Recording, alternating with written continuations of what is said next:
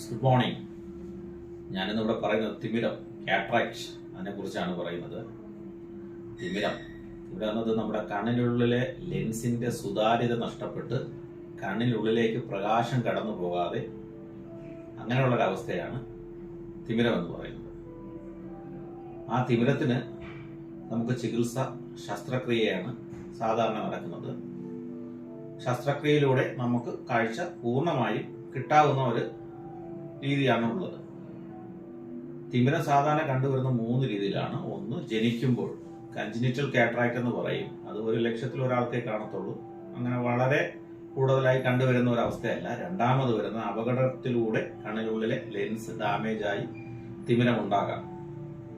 മൂന്നാമത് നമ്മുടെ വയസ്സുമായി ബന്ധപ്പെട്ട് 55 വയസ്സ് കഴിയുന്ന മിക്കവാറും എല്ലാവരിലും കണ്ടുവരുന്ന ഒരു അവസ്ഥയാണ് തിമിരം. ഈ തിമിരത്തിന് ശസ്ത്രക്രിയ 2 രീതിയിലാണുള്ളത്. ഓപ്പൺ ശസ്ത്രക്രിയയും കീഹോൾ ശസ്ത്രക്രിയയും. ഓപ്പൺ ശസ്ത്രക്രിയ വാക്കിലൂടെ തന്നെ ഉണ്ട്. നമുക്ക് വളരെ വിശാലമായ രീതിയിലുള്ള ഓപ്പണിംഗ് ഇട്ടുകൊണ്ട് കണ്ണിനകത്തേക്ക് ലെൻസ് ഇംപ്ലാന്റ് ചെയ്യുന്ന ഒരു അവസ്ഥയാണ് ഓപ്പൺ ശസ്ത്രക്രിയ. കീഹോൾ ശസ്ത്രക്രിയ അഥവാ ഫാക്കോ എമുൾസിഫിക്കേഷൻ എന്ന് പറയുന്നത് ഏറ്റവും അഡ്വാൻസ്ഡ് ആയിട്ടുള്ള ശസ്ത്രക്രിയയാണ് തിമിരത്തിന് വേണ്ടിയിട്ട് ഉള്ളത്. ഇതിൽ കണ്ണിനകത്ത് വെച്ച് പിടിപ്പിക്കുന്ന ലെൻസുകൾ വളരെ ഇമ്പോർട്ടഡ് ആയിട്ടുള്ള ലെൻസുകളായിരിക്കും. ഉദാഹരണത്തിന് സൈസ്, ആൽക്കോൺ, ജോൺസൺ ആൻഡ് ജോൺസൺ, സൂപ്പർഫോബ്, അങ്ങനെയുള്ള ബയോടെക്, അങ്ങനെയുള്ള ഇമ്പോർട്ടഡ് ആയോലാണ് ലെൻസിൽ വെച്ച് പിടിപ്പിക്കുന്നത്, തിമിരത്തിനായി ഉപയോഗിക്കുന്നത്. ഇതിനെല്ലാത്തിനും ഗുണം കാഴ്ച തന്നെയാണ്.